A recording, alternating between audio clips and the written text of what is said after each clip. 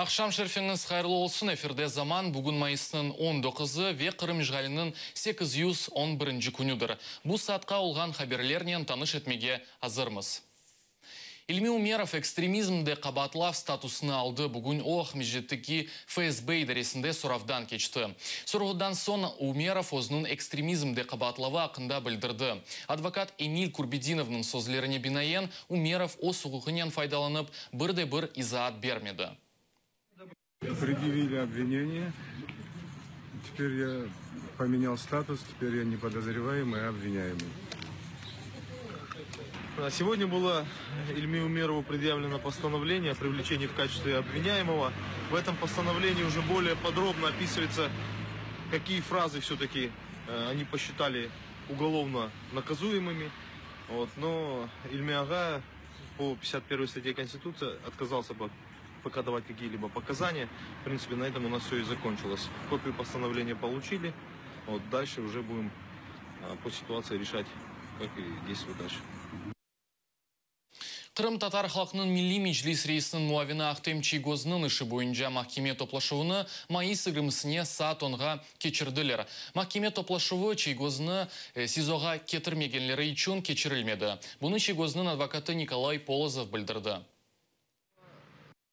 Судья Верховного суда Республики Крым, Пластинина, почему-то, по какой-то причине, 17 июня, вынося постановление о назначении судебного заседания, решила, что Ахтем Чийгоз может участвовать в судебном заседании посредством видеоконференц-связи. Поскольку это суд первой инстанции, подобное участие в режиме видеоконференции законодательством Российской Федерации не предусмотрено. И в этой связи в самом начале заседания был поставлен перед судьей вопрос о необходимости доставки Ахтема Чийгоза непосредственно в зал судебного заседания. Мы попросили время проконсультироваться с нашим подзащитным. Судья предоставил 10 минут, и после этого перерыва она еще раз спросила, настаивает ли Чийгоз на личном присутствии непосредственно в зале суда. Он ответил утвердительно, в результате чего она была вынуждена отложить судебное заседание на завтра на 10 часов утра. Ислам теректе 4 Қырым татары 20 саат мечбури ішінен жазаланды. Қырымның Ишғалжы махкемесі бойле қарарының генчлерінің тенеуінкі ануф тедбіріне бағышланған о автоюріштекі иштирагы үшін чықарды. Төневін автоюріште иштирак еткен онға яқын инсанны Бақчысарай ве Судак регионларда да тоқтаттылар. Белі олды ки судакта яқыланған генчлер евлеріне полиция хадимлері келген, оларны ярынға полиция идарелерге давет еттілер. Меджлис рейсінің бірінші муавinin Риман Джилял митинглерінің кечірілмесінден евел ұғық құрыжыларынан конышып, оларға меслият алмаға тевсие етті. Ребята поторопились дать некие показания, может, испугавшись, может, не желая какие-то неприятности иметь. И, мягко говоря, повелись, видимо, на то, что говорили сотрудники полиции. В результате сегодня в Кировском районном суде было 4 суда, 4 ребят обвинили в нарушении статьи 20.2. Это нарушение общественного порядка и правил проведения демонстраций, митингов, шествий, пикетирований. В результате суд вынес решение назначить каждому 20 часов обязательных работ по 4 часа каждый день. То есть в течение 5 дней они должны отработать свое наказание. По автопробегу там как минимум было нарушение правил дорожного движения, где сотрудники ДПС должны были выписать админпротокол и максимум какой-то штраф. А теперь ребята совершенно по иной статье получили решение, а после 3 таких решений в отношении них может уже начинаться уголовное преследование. Вот такие вещи нужно, конечно, учитывать. Поэтому быть внимательными, не торопиться с решениями и всегда ставить в известность гражданских активных людей, которые знают, как в таких случаях действовать. Кырымның ишгалжы акиметі ақ хукукның муми принциплеріні боза буақта бүгін Меджлис рейсі Малия Назиры ве Украиналы Хельсинки группа арасында өткерілген Курушев девамында сөз көрсетілді. Ишгалжы акимет Кырым-татар жемиеті тарафындан дестек көрмеген сон Меджлис фаалетіні ясақ етмеге қарар алды. Сабадан ишғал олынған Қырымда сүргінлігінің елығында іштірақ еткенлерінің махкемеге желп еті башладылар. Бұақта Меджлис рейсі Рифат Чубаров қайдетті. Перше рішення суду вже є по Кіровському району. По Кіровському району там молодих хлопців, які в зорганізований спосіб рухалися на машинах з прапорами, їм присудили, здається, по 20 годин примусових робіт. Тобто тут проблема не в мірі покарання, а проблема в тому, що вони все одно будуть обходити всіх. Меджлис ясақ етілечегінде Чубаров шүбеленмеді. Русия ишғалжы акимиетінің ұқығы Оле Заевки ишғалжылер Меджлисні ясақ етмек үшін чеші түрлі мана қыдыралар. Қайдетті адлейджі Аркадий Бущенко. Працюємо над підготовкою подання до міжнародних органів, до Європейського суду з прав людини.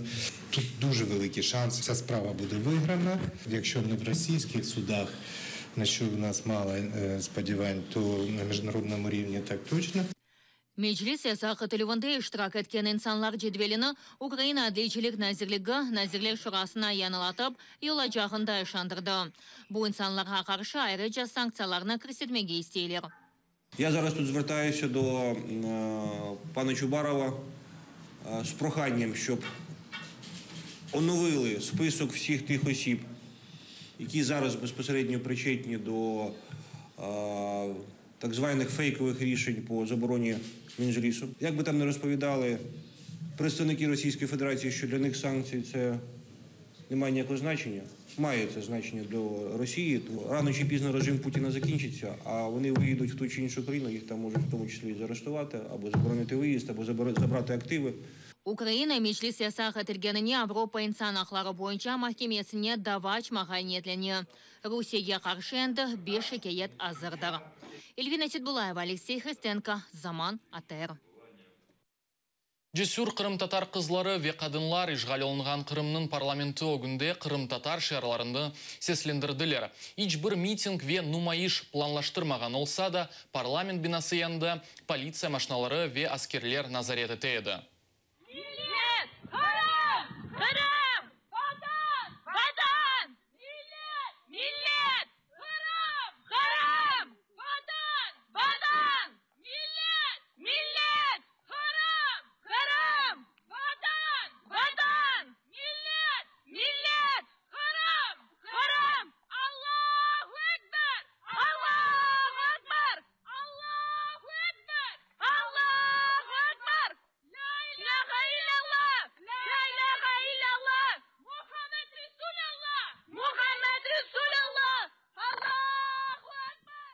Сүргінлікнің 72 жылығында Ақмежітте Кырым-татарлар ерларыны ижра еттілер.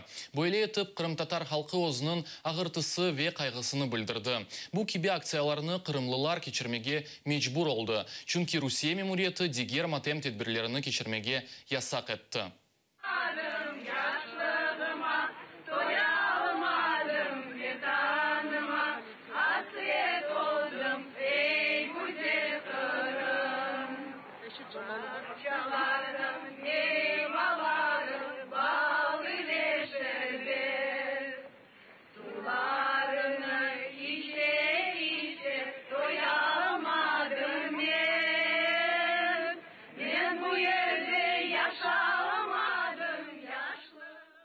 Бахчысарайының Сүрен станциясында ишғалжы акиметі Кырым-татарларға сүргінлікке бағышланған вагон абидесіні тікледі. Түневін оның танталы ачылашы кечті. Айны Сүрен станциясындан бинлернен ватандашларымызны вагонға юклеп Орта Асия ве Уралға сүргін еттілер. На мой взгляд, то есть отражает те события, которые происходили в 1944 году. Но монумент дает возможность погрузиться там полностью в ту ауру, в ту ситуацию, которая была 18 мая того года. Это правильно. Я уверен, что мы должны сохранить память о тех людях, которые погибли во время депортации. Соответственно, дать возможность родным и близким приезжать, вспоминать о своих родных, понимать, какой трудный путь они прошли, и сделать все, чтобы это не повторилось. Украина баш равины Яков Блай Крым-татарларға қаршы yapılған сойқырымны иудейлерге қаршы алған сойқырымнен қияслады. Бұл уақытта Отөневін Киевнің мұстақиллық мейданында кечірілген хатыра митингті сеслендірді. О дүния жематчылығыны сусмайып Крым-татарларнен бірлікті олмаға чағырды. Повторяется сегодня то, что мы, к сожалению, чувствовали во время Холокоста, когда все народы замолчали. Убили евреев, никто не поднял, никто ничего не сказал, никто не хотел спасать. И сегодня самое главное, то, что я чувствую, как евреи, которые живут здесь на Украине, и везде я говорю об этом, что где вы, где все народы, где Организация Объединенных Наций, где все других стран, они все заняты своими проблемами. Сегодня отсюда должен выйти такой крик, чтобы это было слышно всего мира, что мы не замолчим, пока не будет решения этого вопроса. Решение этого вопроса – это что люди должны жить на своей земле, и никто не имеет права выгнать людей. Канада парламентінде Крым-татарларға дестек көстерділер. Төнемін Канаданың парламент топлашуында Крым-татар халқының сүргінлі құрбанларыны андылар ве Крым-татар халқының лидері Мустафа Джемилевге өзінің дестегіні білдірділер. Канада парламентінің депутаты ве талда бұлынған Мудафа назирі Джеймс Безана Иосиф Сталин тарафындан өткерілген Крым-татарларының сүргінлігіні ве Крымның ижғаліні қияслады. Ве парламентіні ич бір вақыт Крым ижғаліні танымамаға чағырды. Мистер Спикер, легендарный лидер крымско-татарского народа, депутат Верховной Рады Украины сегодня в Оттаве. И мы вместе с ним хотим почтить память жертв коренного народа Крымского полуострова, который был депортирован советским тираном Иосифом Сталиным. Более 230 тысяч крымских татар были депортированы в 1944 году. Около 100 тысяч из них погибло. Сейчас история повторяется снова. Со времени нелегальной аннексии и оккупации Крыма под мишенью президента Путина снова оказались крымские татары. Так называемые крымские власти нарушают права крымских татар, ущемляют права на свободу вероисповедания, атакуют средства массовой информации и закрывают крымско-татарские каналы. Народный парламент крымских татар был выдавлен с полуострова. Мистер Джемилева не пускают в Крым. Его сын находится в тюрьме. Мистер Спикер, сколько бы времени ни заняла деоккупация, Канада всегда будет считать Крым неотъемлемой частью Украины. Бүгін Канаданың Онтарио шерінде ерлі велетінің парламентінде Крым-татар милли байрағы көтерілді. Бұл уақытта Канададаки Крым-татар дернегінің президенті Рустем Ирсай білдірді.